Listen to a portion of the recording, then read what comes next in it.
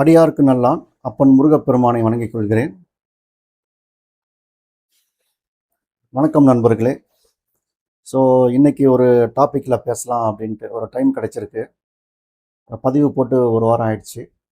So இன்றைக்கி எந்த மாதிரி டாபிக்னா, நம்மகிட்ட வரக்கூடிய பெரியவங்க, அதாவது பேரண்ட்ஸ் என்னுடைய குழந்தை அதாவது பையனோ பொண்ணோ திருமண வயது அடைஞ்சாலும், ஒரு 25 பெண்களுக்கு அடைஞ்சாலும் சரி, ஒரு 30 32 வரை ஆண்களுக்கு போனாலும் சரி, அந்த பர்டிகுலர் பையனோ பொண்ணோ எனக்கு திருமணம் வேண்டாம் அப்படின்ட்டு எந்த வரனை கொண்டு வந்தாலும் தட்டி கழிக்கிறாங்க. நாங்கள் சிங்கிளாகவே இருந்துக்கிறோம். எங்களுக்கு இந்த உலகத்தினுடைய அந்த ஏற்கனவே திருமணம் ஆனவங்க படுற கஷ்டத்தை பார்த்தா எங்களுக்கு திருமணம் வேண்டாம் அப்படின்னு சொல்கிறாங்க. என்ன பண்ணுறது எங்களுக்கும் தெரியல, எங்களுக்கும் வயசாகுது. ஸோ எப்படி இந்த குழந்தைகளை நாங்கள் திருமணம் பண்ணி வைக்கிறதுன்னு தெரியல, ரொம்ப அடமண்ட்டாக இருக்காங்க அப்படின்ட்டு சொல்கிறாங்க. ஸோ இதுக்கு ஜாதக ரீதியாக நம்ம கொஞ்சம் ஒரு சின்ன ஒரு ஆய்வு பண்ணி பார்த்தோம் அப்படின்னா, ஒரு ஆய்வு நோக்கத்தில் எந்த கிரகங்கள் எந்த கிரக காம்பினேஷன் இதுக்கு பிரச்சனையாக இருக்குது அப்படின்னு பார்த்தா, பெரும்பாலும் இந்த செவ்வாய் கேது இணைவு இந்த திருமணத்திலேயே ஆர்வம் இல்லாத நிலையை ஒருத்தருக்கு ஏற்படுத்துது. மீறி கட்டாயப்படுத்தி இவங்களுக்கு நீங்கள் திருமணம் பண்ணி வச்சாலும் இம்மீடியட் டைவர்ஸ் அல்லது இம்மீடியட் துணை பிரிஞ்சு போகிறது அல்லது துணை இழப்பு அப்படின்ற மாதிரியான ஒரு ரொம்ப அட்வர்ஸ் எஃபெக்டாக வருது.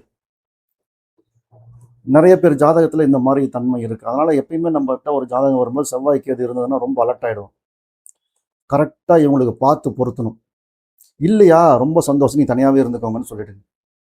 ஏன்னா அவங்களுக்கு திருமணம் பண்ணி கொடுத்து அவங்க கஷ்டப்படுறதை விட அவங்களுடைய என்ன இந்த செவ்வாய் கேது காம்பினேஷன் அப்படின்றது ஒரு ரொம்ப ரொம்ப கர்மிக் காம்பினேஷன். அது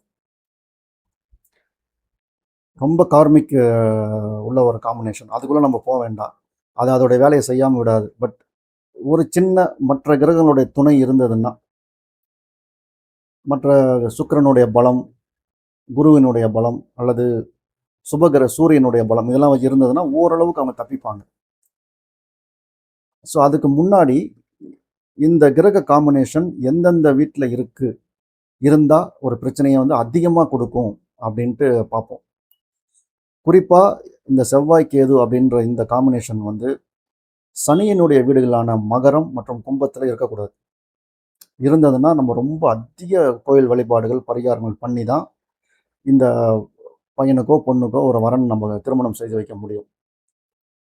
மாங்கல்ய காரகன் என்று சொல்லக்கூடிய, மங்களக்காரகன் என்று சொல்லக்கூடிய செவ்வாயினுடைய விருச்சகம் மற்றும் மேஷத்தில் இருக்கக்கூடாது. அதுவும் மேஷத்தில் அஸ்வினியிலே சுத்தமாக இருக்கக்கூடாது இந்த காம்பினேஷன்.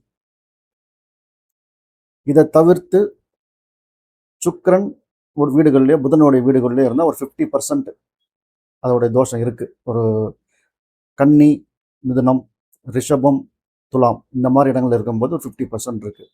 சரிங்க, இந்த செவ்வாய்க்கு எதுவும் மட்டும் இந்த மாதிரி பிரச்சனை ஏற்படுத்துதா அப்படின்னு பார்த்தா, அந்த கிரக காம்பினேஷனுடைய ஒரு சில கிரகங்கள் தொடர்பு கொள்ளும் பொழுது அல்லது இணைவிலையோ திரிகோணத்திலேயோ 1, 5, 9ஆம் இடத்துல தொடர்பு கொள்ளும் போது,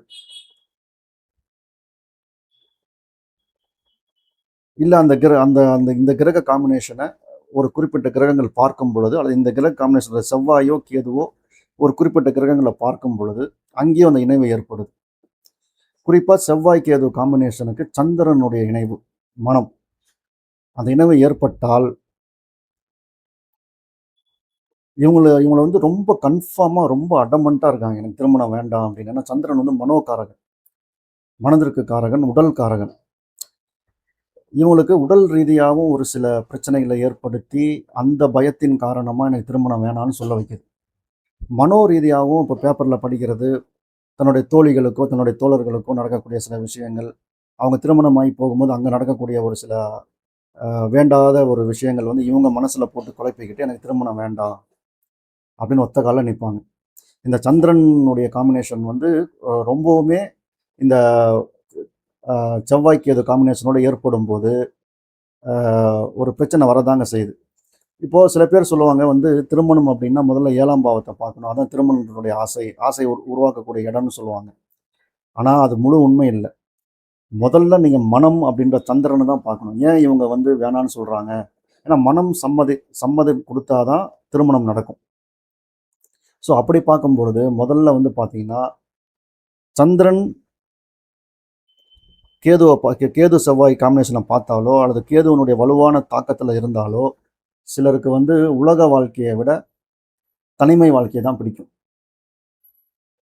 அவங்க யோசிப்பாங்க, நம்ம தனியாகவே இருந்தாலே போதும், நம்ம சிங்கிளாக இருந்துக்கலாம், நம்ம சம்பாதிக்கிறோம், நம்ம எவ்வளவோ வந்து ஹாஸ்டல்ஸ் இருக்குது, எவ்வளவோ வந்து ஒரு பிஜிஸ் இருக்குது, போதும், குடும்பம் எதுக்கு, திருமணம் செஞ்சால் என்ன பெருசாக கிடைக்க போகுது, குழந்தை பெற்றுக்கணும், அந்த குழந்தைக்கு நம்ம எல்லாம் செய்யணும் அப்படின்ற மாதிரி ஒரு எதிர்கால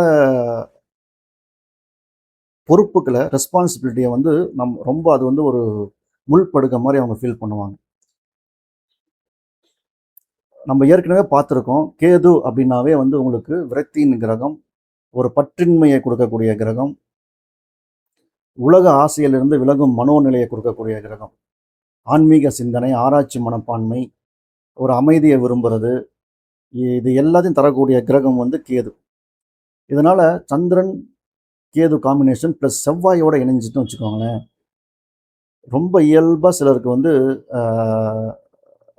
திருமண வாழ்க்கையின் மீது ஒரு வெறுப்பு ஏற்பட்டு அவங்க திருமணம் வேணான்னு சொல்லுவாங்க. சரி, இதுவே இந்த செவ்வாய் கேது காம்பினேஷனுக்கு புதன் தொடர்பு ஏற்பட்டால் என்ன ஆகும்னா, ஒரு ஆணவமான மனநிலையை கொடுத்துரும். எப்படின்னா, புதன் வந்து ஒரு நுட்பமாக சிந்திக்கக்கூடிய கிரகம்.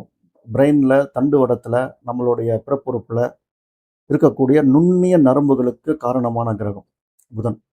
சிறு நரம்புகளுக்கு அவங்களுக்கு இந்த கணக்கு போட்டு பார்க்கக்கூடிய, கண்டம்ப்ளேஷன் பண்ணக்கூடிய எஃபெக்ட் வந்து அவங்க பிரெயினில் அதிகமாக இருக்கும். புதன்னாலே அறிவு தானே.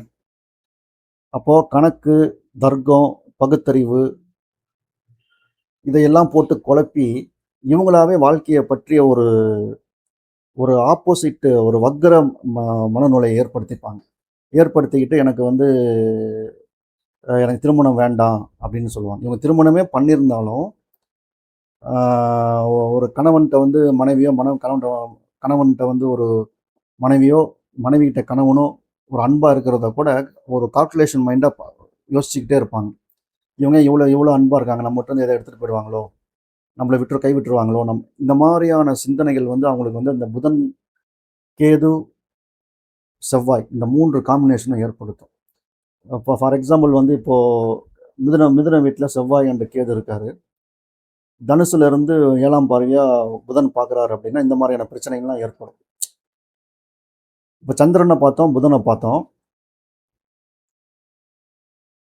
இப்போது குரு கேது கூட, குருவினுடைய பார்வை நடந்தால் இந்த இது தோஷம் சரியாக போயிடும்னு சொல்கிறாங்க. ஆனால் அப்படி இல்லை. செவ்வாய் கேது காம்பினேஷனை குரு பார்த்தா இன்னமுமே அவங்க வந்து ரொம்ப ஆன்மீகத்தில் தான் போகணும்னு பார்க்குறாங்க. ரொம்ப டீப்பாக ஒரு இப்போ குருன்னா குடும்பம், குழந்தைகள், பாரம்பரியம், வாழ்க்கையினுடைய ரெஸ்பான்சிபிலிட்டி, மதிப்புகள். ஆனால் இதோட கேது செவ்வாய் காம்பினேஷன் ஏற்படும் போது உலக வாழ்க்கையை விட ஆன்மீக வாழ்க்கை தான் அவங்களுக்கு பிடிச்சிருக்கு. அவங்களுடைய மனநிலை எப்படி இருக்குன்னா, எனக்கு அமைதி தான் முக்கியம், எனக்கு ஆராய்ச்சி செய்யணும், எனக்கு புத்தகமே போதும், நாலேஜே போதும், நான் தியானம் பண்ணுறேன். ரொம்ப ப்ரெஸ் பண்ணிங்கன்னா ஏதோ ஒரு ஆசிரமத்தில் போய் சேர்ந்துக்கிறாங்க. ஸோ இந்த கேது செவ்வாய் காம்பினேஷனை சந்திரனோ, புதனோ, குருவோ பார்க்கும் பொழுதோ, இல்லை இணையும் பொழுது, திரிகோணத்திலேயோ இணையும் போது, சேர்க்கையில் இணையும் பொழுது, பார்வை இணையும் போது, மிக சிறிய வயதிலேயே இவங்களுக்கு உண்டான பரிகாரங்களை செய்ய ஆரம்பிச்சிடணும். அப்படி விட்டுட்டீங்க அப்படின்னா இவங்களுக்கு திருமணம் பண்ணி வைக்கிறது வந்து குதிரை கொம்பு தான். இவங்க வந்து லேயர்ஸில் வந்து விட மாட்டாங்க. இந்த காம்பினேஷனை அவாய்ட் பண்ணிவிட்டு நான் வந்து 7ஆம் பாவத்தை மட்டும் பார்த்தா போதும், 2ஆம் பாவம் நல்லா இருக்குது, 4ஆம் பாவம் நல்லா இருக்குது, பூர்வ புண்ணியஸ்தானம் 5ஆம் பாவம் நல்லா இருக்குது, 8ஆம் பாவம் நல்லா இருக்குது, 12ஆம் பாவம் படுக்கைஸ்தானம் நல்லா இருக்குது, நவாம்சம் நல்லா இருக்குது, இந்த மாதிரிலாம் பேசிட்டு இந்த காம்பினேஷனை மிஸ் பண்ணிட்டீங்க அப்படின்னா நிச்சயமாக திருமணம் நடக்கக்கூடிய காலத்தில் அவங்க முரடு பிடிப்பாங்க. இல்லை அப்படின்னா திருமணம் நடந்தாலும் திருமணத்துக்கு அப்புறம் நிறைய பிரச்சனைகளை வந்து இந்த ஆஸ் ஃபார் அஸ் இந்த மேரேஜ் லைஃப் அப்படின்ற இந்த ஒரு ஆஸ்பெக்டில் பார்த்தீங்கன்னா அவங்களுக்கு வந்து நிறைய டிவோர்ஸ் ஆகுது, துணை பிரிதல் ஏற்படுது. குறைஞ்சபட்சம் இவங்க வெளிநாட்டில் இருக்காங்க, ஒரு பேர் இங்கே இருக்குது, இது அதோடைய பேர் வந்து வெளிநாட்டில் இருக்குது, கஷ்டப்படுறாங்க சந்திக்க முடியாமல். இது வந்து கார்மிக் சம்பந்தமான விஷயம்னு சொல்லிட்டேன். அதனால் பரிகாரங்கள் வந்து எந்த அளவுக்கு பலிக்கும்னு அதில் பரிகாரம்னா வாழ்வியல் பரிகாரங்கள் தான். இவங்க வந்து மனதை வந்து கொஞ்சம் சமநிலைப்படுத்திக்கிட்டு இவங்களுக்குன்னு ஏதாவது ஒரு சுக்கிரனுடைய அந்தரமோ இல்லை சுக்கிரன் ஸ்ட்ராங்காக இவங்களுக்கு இருக்குது ஆப்போசிட் பார்ட்டியில் இவங்களுக்கு ஒரு பெண் பார்க்குறோம் அல்லது ஒரு இந்த மாதிரி காம்பினேஷன் இருக்கிறவங்களுக்கு ஒரு பெண்ணோ ஆணோ பார்க்குறோம் அப்படின்னா அந்த ஆப்போசிட் பார்ட்டியினுடைய ஜாதகத்தில் சுக்கிரன் ஸ்ட்ராங்காக இருக்கணும், செவ்வாய் ஸ்ட்ராங்காக இருக்கணும். இங்கே செவ்வாய்க்கு எது சேர்ந்துருக்கு, அதனால் அதே மாதிரி அங்கே சேர்த்திடாதீங்க. மிக மோசமான படுகொலையில் விழுந்த மாதிரி ஆகிடும். ஸோ ஏற்கனவே இங்கே வந்து ஒரு சன்னியாச அமைப்பு இருக்குது அப்படின்னா ஆப்போசிட்டில் இருக்கிறவங்களுக்கு வந்து கொஞ்சம் ரொமான்ஸ் இருக்கிற மாதிரி சேர்க்கணும். அப்போ தான் வண்டி ஓடும். இவங்களுடைய அந்த பள்ளத்தை அவங்க வந்து நிரப்புவாங்க. ஈக்குவல் ஆகும். ஒரு குழி இருக்குது, இங்கே மண் அதிகமாக இருக்குன்னா போட்டு ஈக்குவல் பண்ண முடியும் இல்லையா? ரெண்டுமே குழினா எப்படி பண்ண முடியும்? அதனால் ஜோதிடர்கள் நாங்கள் நம்ம ஒரு சிலர் செய்யக்கூடிய தவறு என்னென்னா, இங்கே செவ்வாய்க்கு எது காம்பினேஷன் இருக்கா, ஆப்போசிட்டுக்கும் செவ்வாய்க்கு எது காம்பினேஷனை பாருங்கள் அப்படின்றாங்க. தப்பு. ஏற்கனவே கார்மிக் ரீசனில் பாதிக்கப்பட்டிருக்காங்க. அப்படி இருக்கும் பொழுது எப்படி வந்து இது செட் ஆகும்? ஆகாது.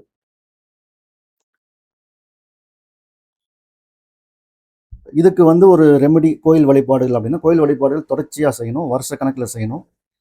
கோயில் வழிபாடுகள் அப்படின்னா நான் ஏற்கனவே சொன்ன மாதிரி செவ்வாய் கேது காம்பினேஷன் ஏற்பட்டிருக்கும் பொழுது எந்த கிரகம் அதை டச் பண்ணுதுன்னு பாருங்கள். இப்போ வந்து சந்திரன் டச் பண்ணால் ஆகம விதிப்படி கட்டப்பட்ட சிவன் கோயிலில் இருக்கக்கூடிய அம்பாள், தலையில் பிறை சூடி இருக்கக்கூடிய அம்மன், மங்களாம்பிகை, காமாட்சி அம்மன், அந்த மாதிரி அம்மன் வழிபாடு எடுத்துக்கணும்.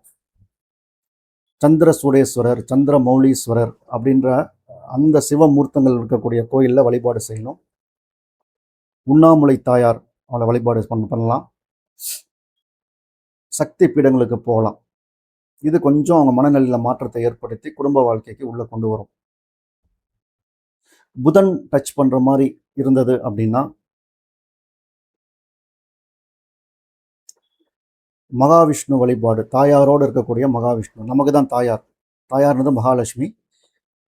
ஸோ ஒரு பெருமாள் கிடந்த கோலத்தில், சைன கோலத்தில் மகாலட்சுமி அவங்க அதாவது காலில் உட்காந்து அவங்க பாதத்தை அமுக்கிற மாதிரி அந்த மாதிரியான பெருமாள் கிடந்த கோலத்தில் இருக்கக்கூடிய ஸ்தலங்களுக்கு போகலாம்.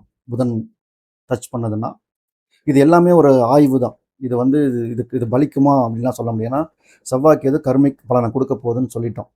இந்த பலனை ஓரளவுக்கு குறைக்கலாம், அல்லது அந்த தெய்வங்களுடைய அந்த மகா சக்திகளுடைய கருணை பார்வை இருந்ததுன்னா டோட்டலாகவே மாற்றி உங்கள் ஜாதகத்துக்கு ஆப்போசிட்டாக நல்ல ஜாதகமாக அமைஞ்சு லைஃப் நல்லா இருக்கலாம். இது வந்து ஒரு ஒரு அமைப்பு தான். குரு அப்படின்னு பார்த்தீங்கன்னா, குரு வந்து இந்த கேது செவ்வாய் காம்பினேஷனை டச் பண்ணுது அப்படின்னா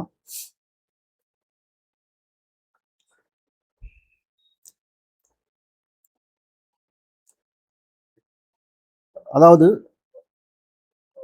குருமார்கள், அருளாளர்கள் இருக்கக்கூடிய கோயில்களுக்கு உதவி பண்ணலாம். இப்போ வந்து ஒரு ஜீவ சமாதி இருக்குது, இந்த மாதிரி இடத்துக்கு வந்து உதவி பண்ணலாம். அதாவது நீங்கள் ஒரு அன்னதானமோ அல்லது அந்த கோயிலுக்கு உண்டான நடைமுறை நல்லபடியாக நடக்கிறதுக்கு உண்டான பல விஷயங்கள் வந்து நீங்கள் வெளியிலேருந்து பண்ணலாம். சிவ வழிபாடு கூட, அதாவது நம்ம திருக்கோயிலில் நடக்கக்கூடிய, சிவன் கோயிலில் நடக்கக்கூடிய அர்த்தஜாம பூஜை, அதாவது பள்ளியறை பூஜையை அதிகமாக அட்டன் பண்ணலாம். இந்த மாதிரி பண்ணும்போது கூட ஓரளவு இந்த இந்த செவ்வாய்க்கு அதனுடைய தாக்கம் குறைய ஆரம்பிக்கும். இதில் ஒரு காம்பினேஷன் மட்டும் நான் சொல்லாமல் விட்டுட்டேன். இந்த செவ்வாய்க்கு எது காம்பினேஷனுக்கு ஏதாவது ஒரு விதத்தில் சனி சம்மந்தப்பட்டார்னா இதுதான் தோஷத்திலேயே மிக மோசமான தோஷம். இது அவ்வளோ சீக்கிரம் வந்து இவங்களை திருமணம் செய்ய விடாது. ஒன்று ஜாதகரையே குழப்பிக்க வைக்கும், இல்லை அவங்களுக்கு பொண்ணு இந்த மாதிரி கிடைக்கிறது கஷ்டமாக இருக்கும். அப்படியே நீங்கள் திருமணம் செய்தாலும் அந்த திருமண வாழ்க்கையை வந்து ஒரு பகிரத பிரச்சனையத்தோட ஒரு ஒரு ஒரு அல்டிமேட் ஒரு போராட்டத்தோட நீங்கள் மூவ் பண்ணுற மாதிரி இருக்கும் அந்த ஸ்பௌஸோட. ஸோ இந்த செவ்வாய்க்கு எது காம்பினேஷன் திருமணம் பண்ணியாச்சு, பிரச்சனையே இருக்குது அப்படின்னா கொஞ்சம் விட்டு கொடுத்து போங்க. ரொம்பவுமே ஒரு ஸ்பௌஸோட மனம் விட்டு பேசுறது, அவங்களுடைய எண்ண ஓட்டங்களை புரிஞ்சுக்கிட்டு அதுக்கு தகுந்த மாதிரி நடந்துக்கிறது, தியானம், யோகம் போன்ற விஷயங்களை பண்ணி மனசை வந்து ஒரு சமநிலையில் வச்சுக்கிறது, இந்த மாதிரி பண்ணும் பொழுது இந்த செவ்வாய்க்கு இதோடைய தாக்கம் வந்து கொஞ்சம் குறைஞ்சி ஒரு வாழ்வியல் பரிகாரமாக இருக்கும். எந்த நேரத்துலையும் அந்த டெம்பர்னஸ் வந்துடக்கூடாது. உங்க டெம்பர் லூஸ் பண்ணிட்டீங்கன்னா, அது வந்து குடும்ப முறிவு இந்த மாரிலாம் போயிடும். ஸோ, இத கொஞ்சம் பார்த்துக்கோங்க.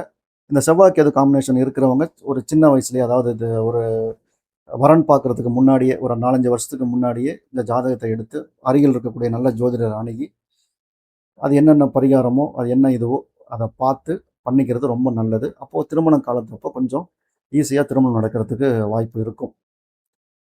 இத தவிர இந்த திருமணம்ன்ற ஆஸ்பெக்ட்ல தான் இந்த மாரி இது பிரச்சனை பண்ணுது. மத்தபடி பொருளாதார ரீதியா வந்து உங்களுக்கு செவ்வாய் கேது இருக்கிறவங்கலாம் வந்து நல்லா நல்லபடியா இருக்காங்க. பொருளாதார ரீதியா கொஞ்சம் நல்லா அவங்களுக்கு கை கொடுக்கும். ஒரு முக்கியமான ஒரு உண்மை என்னன்னு பார்த்தீங்கன்னா, இப்ப திருமணம் செய்ய விருப்பம் இல்லாத ஒருவர் வந்து கெட்டவர் கிடையாது. திருமணம் செஞ்ச விருப்பம் உள்ளவர்களும் கெட்டவங்க கிடையாது. அவங்க ஒரு யூனிக், இவங்களோட யூனிக். ஒவ்வொருத்தருடைய வாழ்க்கை தேர்வும் ஒவ்வொரு மாரி இருக்கு.